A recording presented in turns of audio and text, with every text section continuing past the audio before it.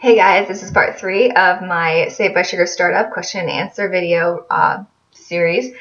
And the next question is from Lucia. What do you think about flour? On the starch solution, you can eat a lot of flour, but what's too many? In the moment, I do what I'm sorry, I'm so bad at reading out loud. I don't have my glasses on. Okay. In the moment, I don't want to do something with my friends because I don't like them since I started this lifestyle. What's wrong with me? They talk about drugs, alcohol, and boys, and I feel so lonely because I'm the only girl who doesn't like something like that. All right, so for your first question for flour, I personally think it's more up to the person if they are okay with gluten or not. I suggest going a couple weeks without gluten and seeing how you feel afterwards, or seeing, without having gluten, and then incorporate a little bit of gluten to see how you feel. Because when I did that, I started to really notice gluten. Like, I know when I had too much gluten, I feel like, oh, like that's literally how I feel every time. So I avoid gluten, and if I do have gluten, it's small little bits. It's not like I'm having like a giant loaf of bread, or just like straight up pasta. I try to always go for the rice alternative, so like rice pasta or like rice flour, or there's tons of different types of flours out there that don't have gluten, so maybe try those out. The only thing really with flour, with any kind of flour, gluten-free or not, it is processed, it's milled, and if you're eating bread, it's processed, so you have to take that into consideration. I feel better on whole foods, but of course I do have processed foods. I'm not saying I don't. I'm absolutely perfectly imperfect, and I love that. I eat whatever I want, but I understand how it affects me, and I either take that or I decide not to eat it. And for your second part of the question, totally understand where you're coming from. My interests have definitely changed since going vegan. I'm not like all about, yeah, let's get wasted, let's get hammered. Like, I used to be really bad in college, like blackout every night kind of deal. I could have totally went down a path of having alcohol issues. I can definitely see that. But now it's like, I'll have a drink or two every other month or so, and I'll hang out and have fun. I'm not opposed to that, but I'm not trying to like get like crazy hammered and like feel crappy the next day. That's the most important thing, is not to feel crappy the next day for me. There's nothing wrong with you if you start to change your priorities and interests. It's really just people grow up, and sometimes you grow apart from your friends, and I do feel like I grew apart from my friends, and I love my college friends so much. Like, it hurts me, but I'm at this point kind of too nervous to reach out to them again, because I know half of them are like, oh, fuck her, she thinks she's so cool. Like, I know half of them are like that, like, just because I'm on YouTube, or like I have my Instagram, and like I know they hate me. Like, they've unfollowed me, and it just like I understand that could be annoying if you're not vegan. I get that, and I don't hold it against them at all, but like it hurts me in a way. And some of my friends have held on. Some of my friends, like, even though I know they're uncomfortable with it, they've held on because they love me, they're my friends. Like, I'm not always the best friend because I get really quiet, I get really introverted. I avoid people a lot. I don't know if like a lot of people, even through the internet that I've been friends with, like some amazing people who I love so much, like I think about them daily.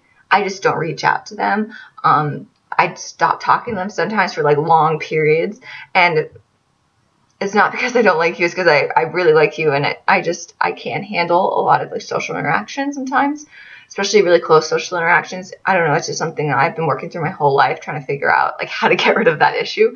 But yeah, sorry, enough about me. Back to the question. Things change, you grow up, and you can still be friends with those people, but maybe find some new friends that you share same interests in. And with these friends is what really helped me in college. When I started going vegan, it's like, you don't need to go out and drink all the time just to be friends with your friends. Like, you can say, hey, let's go for a walk. Let's go to the mall. Let's go do something You know, like, let's go to the farmer's market. Like, try to get them involved in your life a little bit. Like, hey, you want to make smoothies? Like, I remember I had two of my friends come over. I made them veggie sushi. I made them so much veggie sushi, and they thought it was great. So you can do fun things like that. It doesn't always need to be, oh, let's hang out and get drunk, you know? Okay, sorry, next question. Corey asked, should you eat less calories on the starch solution than on raw to 4 because it's more cooked foods? This is a good question. This is up for debate. I'm not 100% sure. I'm not like all knowing, you know, about this, but my opinion and my experience, because I have experienced both, I do tend to eat less on starch solution just because I get fuller quicker. On the starch solution, I find that I'm having more salt and more fat. So I feel like I do get fuller quicker. The food does sit around longer in my stomach because it's not like fast moving like fruit, you know.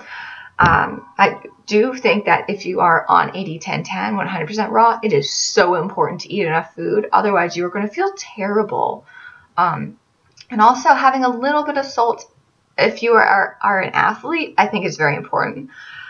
So it's like a yes and no. It's really like up to your body and where it's at. I wouldn't say force feed calories if you're on starch solution and you're only at 2,000. Like for me, when I'm eating more starch solution, I'm more 2,000, 2,500. Like I don't really go above that. But when I'm eating raw to 4, it's more 2,500 to 3,000. That's just how I kind of naturally am set at. So maybe that might help just, you know, feel out where you need to be with your calorie intake. Okay, I will answer one more question for this video. Let's see. What are some nutrients that may be lacking? How do you cover them?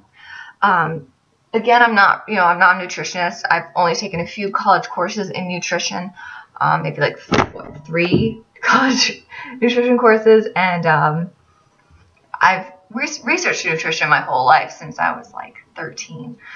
But I know for veganism, B12 is one of the biggest ones, and that I supplement by injecting myself with a B12 shot every month or so, whenever I remember.